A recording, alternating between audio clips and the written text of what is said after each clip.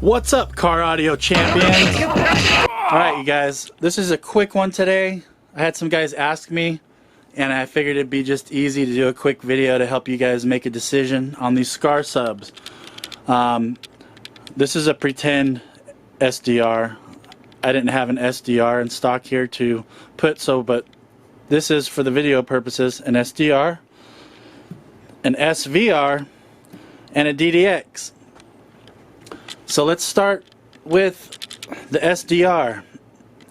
So the SDR, it doesn't have as high of power handling, doesn't have as much excursion, but the good thing is it requires less power.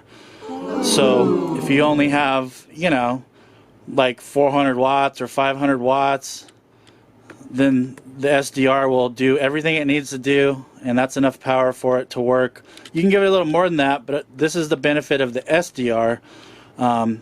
So it takes less power than the other two to actually start working the way it should. The SVR, it'll still play fine on like 400 or 500 watts, but it can take more. So if you have a little bit, you know, bigger amp, and you just want a little bit more headroom to where you're not stressing an SDR out, then the SVR, you know, it handles actually quite a bit of power. It'll take 1,000 watts easy, and as long as you're not playing test tones, you know, even more than that. So we did a video, you can check out the review, where we gave it 1,500 watts, and it did great on 1,500 watts. So the DDX, it'll handle 1,000 to 1,500 watts. Pretty similar to the SVR, but the DDX, you could actually push it to the limits more without it breaking up. So you can check out our other review. We used the same amp on the SVR and the DDX, and although they both did great, the DDX stayed cleaner, pushing more power. So this you can definitely get if you got, like, you know, a 1,500 watt amp, 1,200 watt amp. You'll definitely get a little bit more out of this than the SVR. So that's the power specs. Okay, now let's start with the sound characteristics, because that's what's really important. Okay, so the SDR, I'm gonna call it the softest woofer of the bunch. It's a little floppier, if you will. So at lower volumes, lower power, the cone's moving, you know, it's got some excursion. With bass, it does really well. It sounds good. It goes surprisingly deep, actually, but it's not that accurate and tight. So if you're not listening to metal or anything with fast kick drum, then it's fine. It's a great sub. When you start getting into the double bass that has like natural resonance and stuff, it gets a little bit sloppy.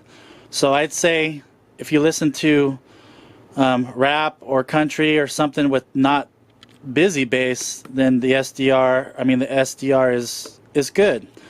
If you want something a little more tighter, a little bit more accurate with a little more excursion, the SVR is great.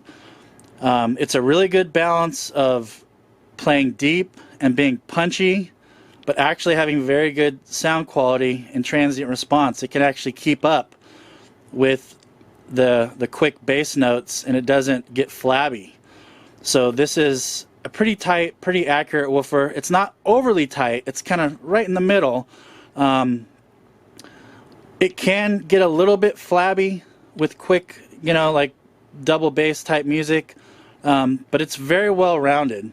So SDR, not that great with tight, quick bass. It kind of can't quite keep up. This is a good middle ground. It plays low. It's pretty accurate. It sounds very good. It goes very low. My only gripe with the SVR, which most of you guys might not even care, with some metal music with the double bass, it gets a little bit boomy. Even regardless of the box, which is normal, this will get a lot more boomy and sloppy. Okay, so now we got the DDX. So this woofer is very accurate. It surprised me because it's kind of marketed more of like an SPL woofer, and I think it's based off the Sundown SA Classic, which is kind of their old school SPL woofer, but they market it that it still does good for daily driver, which it does.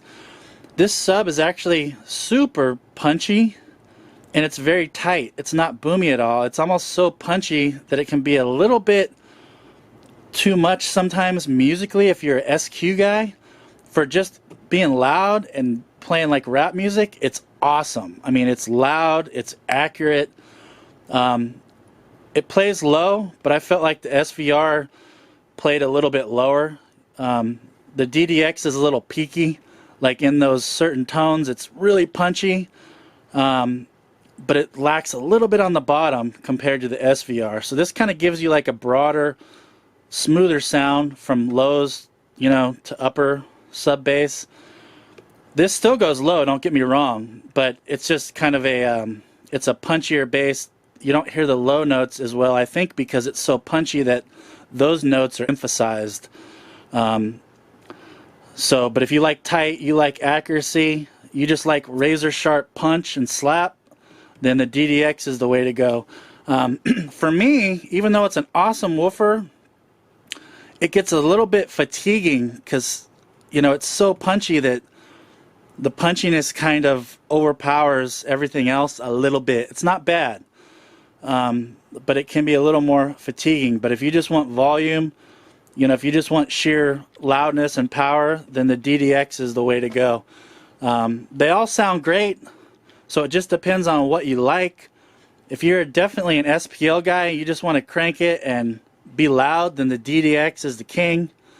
If you're a sound quality guy, the DDX can still work, but in my opinion, the SVR for sound quality is the winner. And then, you know, you got the SDR, which as long as you don't listen to like metal, it's a great subwoofer. It requires less power, it plays deep, it sounds very good.